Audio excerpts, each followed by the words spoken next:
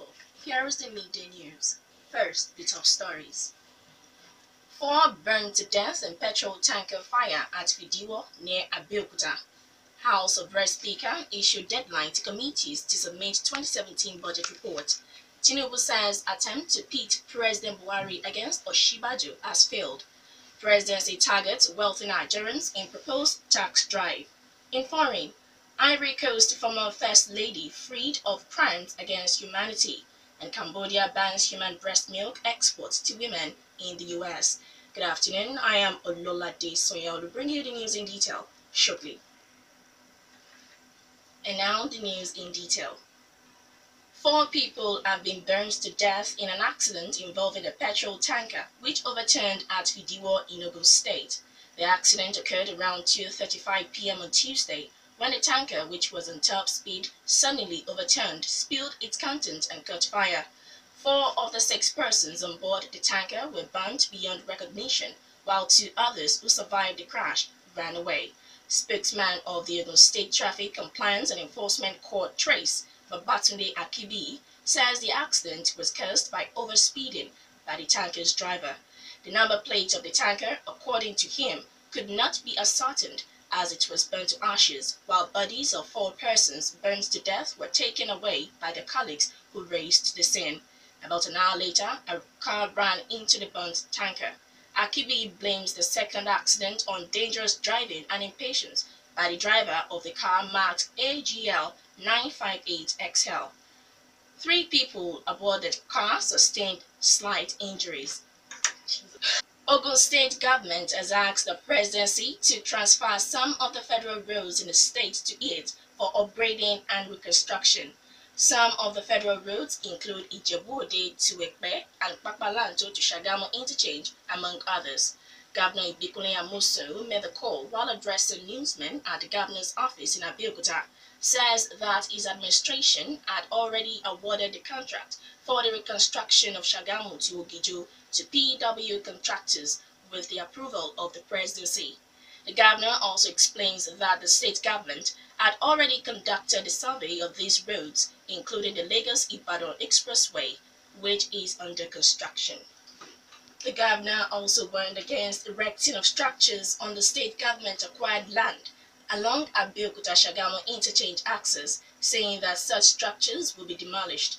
For instance, Amosun notes that some religious organizations and artisans are now taking advantage of the 1.5-kilometer setback to construct churches, mosques, and factories in the area.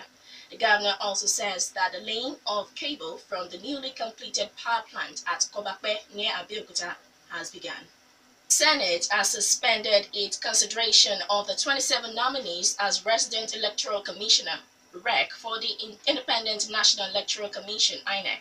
The nominees were sent to the Senate to fill the vacant resident INEC commissioner post in 27 states, including Ogun State. Most of the senators who spoke on the list of nominees opposed its consideration, following the disposition of the presidency to the rejection of the nomination of Ibrahim Mangu as chairman of the Economic and Financial Crimes Commission (EFCC). Deputy Senate President Ike Ikweremadu and several other senators were angry that Mangu is still retained by President Muhammadu Buhari at the anti-graft agency despite the rejection of him as the head of the agency. Speaker of the House of Representatives Yakubu Dogara has given Friday deadline to the House committees to submit their report on the 2017 appropriation bill to the House Appropriation Committee. Dogara, who gave the deadline during the Tuesday plenary, says the deadline will enable the Appropriation Committee to collate the report and conclude work on the proposed 2017 budget. He warns that any of the other committee which fails to meet the Friday deadline will face the consequence. From all indication, the proposed 2017 budget will not be ready till April. Early this month, the Senate President, Bukola Saraki, after meeting with President Muhammadu Buhari at the Presidential Villa, Abuja, had promised that the Senate will pass the proposed 2017 budget before March 31. But the House of Representatives spokesman Abdurrahman Namdes explained that the passage of the budget by the House before March 31 may not be feasible because of the new software being used to process the budgetary estimates.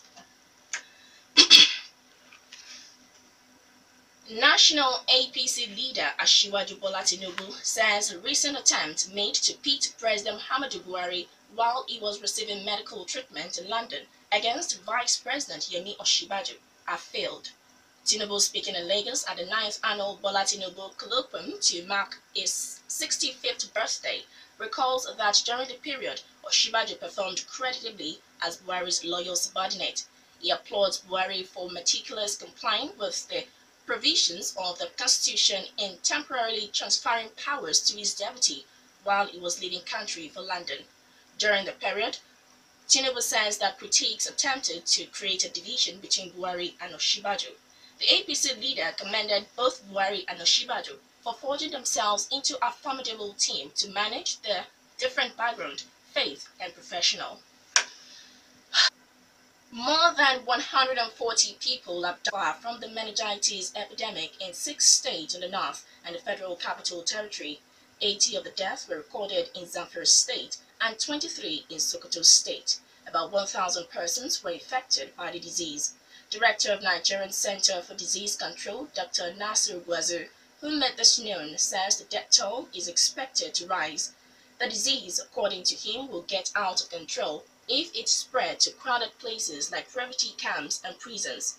Health Minister Professor Isaac Adewale says the disease was caused by a new strain which might have entered Nigeria through a neighboring country and requires a new vaccine. You are listening to the Midday News on Rock City 101.9 FM. Up next, bring you foreign, business and sport news. Please stay with us. A court in Ivory Coast has acquitted the country's former First Lady Simone Bagbo for crimes against humanity.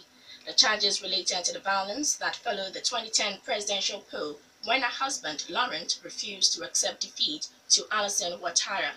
The majority of the judges dismissed the prosecution's argument that Simone Bagbo, 67, headed a crisis cell and tried to buy weapons. She's already serving a 20-year prison term for undermining state security. Ivory Coast has refused to extradite her to the International Criminal Court (ICC) in The Hague, where Laurent Gbagbo is on trial for crimes against humanity. More than 3,000 people died in the violence after the 2010 presidential poll.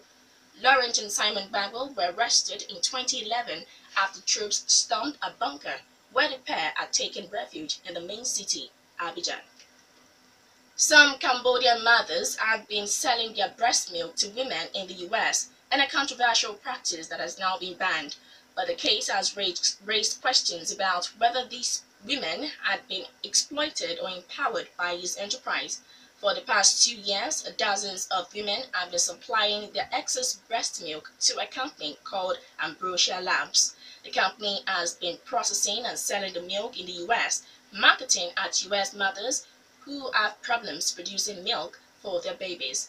On Tuesday, Cambodia imposed an immediate ban on breast milk exports, effectively ending the business. Several countries run milk bans where women can donate milk to needy babies.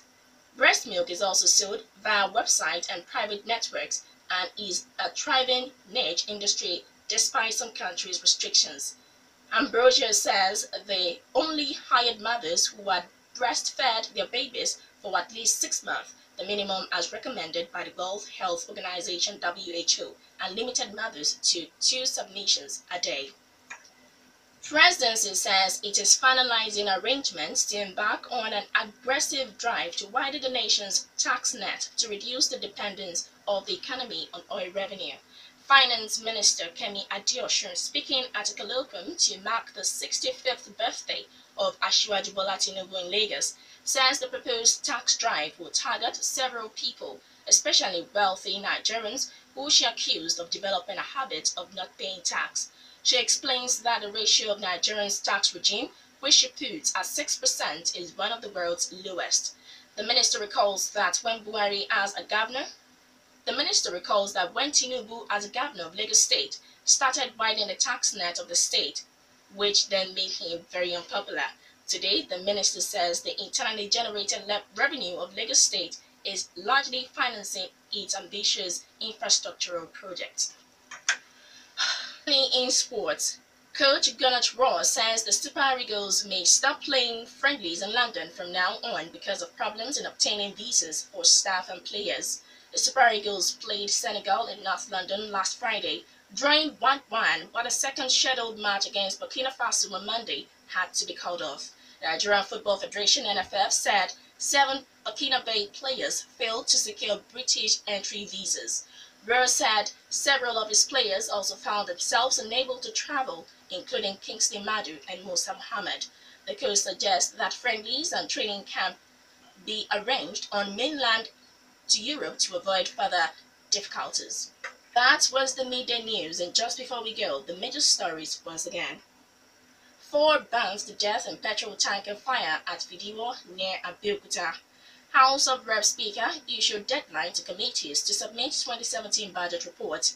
Tinubu says attempt to pit President Buhari against Osinbajo has failed. Again, presidency targets wealthy Nigerians in proposed tax drive.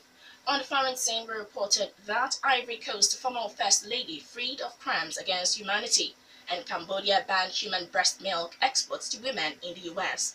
For more stories and to listen to us live, please log on to our website www.rockcityfmradio.com/live.